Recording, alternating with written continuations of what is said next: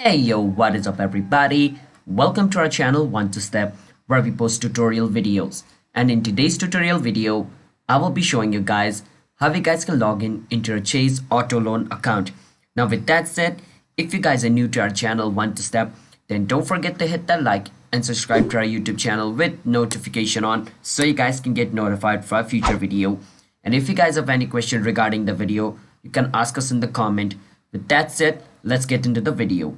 So the first step is search for Chase Auto Loan Login and click on the first link over here. It will take you to the official website of Chase.